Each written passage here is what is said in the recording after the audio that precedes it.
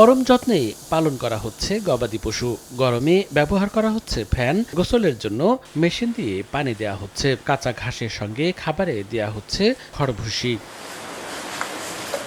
কোরবানির হাটের জন্য টাঙ্গাইল, মাদারীপুর এবং শরীয়তপুরে প্রস্তুত করা হচ্ছে গবাদি পশু, খাওয়ানো হচ্ছে প্রাকৃতিক খাবার। শেষ মুহূর্তে বাড়তি যত্ন নিতে ব্যস্ততা খামারিদের। তারা জানান, গোখাদ্যের মূল্য বৃদ্ধিতে পশু লালন পালনে খরচ বেড়েছে। বিদেশি গরু দেশের বাজারে প্রবেশ না করলে এবার ঈদে ভালো দাম পাওয়ার আশা করছেন তারা। এজন্য সীমান্তে পশু চোরাচালান রোধে কঠোর ব্যবস্থা নেয়ার দাবি খামারিদের।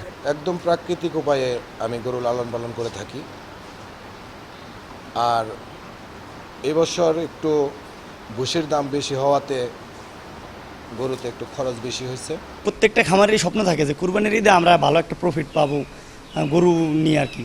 তো ইন্ডিয়া থেকে এমন গরু বাছুর হুটহাট ঢুকে যায়, ষাঁড় গরু, যার কারণে আমরা ভালো প্রফিট পাই না। যদি বাইরের গরুগুলো না ঢোকে, বিশেষ করে ইন্ডিয়া থেকে, তাহলে আমাদের খামারে আমরা যা গরু আছে আমরা আশা করতেছি একটা ন্যায্য দাম পাবো। প্রাণী সম্পদ বিভাগ বলছে, চাহিদার তুলনায় পশু উদ্বৃত্ত রয়েছে। পশু স্বাস্থ্য সুরক্ষায় নেওয়া হয়েছে বিশেষ ব্যবস্থা। কোরবানির হাটে কাজ করবে veterinary medical team. Steroid, hormone এবং অন্যান্য যেগুলো অবৈধ ফিড আছে সেগুলোর কুফল সম্পর্কে সচেতন করা হয়েছে। আমরা আশাবাদী যে আমাদের সবগুলো কোরবানির পশুই নিরাপদ হবে এবং মানুষের জন্য কোনো ক্ষতির সম্মুখীন হবে না। খামারিতে কাজ করার জন্য পরামর্শ এবং ওভারঅল সুপারভিশন করার জন্য আমাদের সবাই আমরা মাঠে কাজ করতেছি। হাটগুলাতে আমাদের ভেটেরিনারি মেডিকেল টিম থাকবে, এটা আমাদের প্রস্তুত আছে, যাতে সেবা দিতে পারে, পরামর্শ দিতে পারে, খামারিরা যাতে কোনো ক্ষতিগ্রস্ত না হয়। প্রশাসনের তথ্যমতে এবার ঈদুল আজহা উপলক্ষে টাঙ্গাইলে ৬৬টি, মাদারীপুরে ২৬টি ও শরীয়তপুরে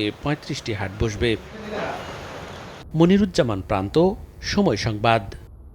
প্রতিটি ঈদে স্পেশাল হারপিক ৭৫০ ml বোতল থেকে ৳১ ব্যয় করা হবে পরিচ্ছন্নতা কর্মী ও সুবিধাবঞ্চিত শিশুদের জন্য। ঈদের খুশি ছড়িয়ে যায় হারপিকের সাথে।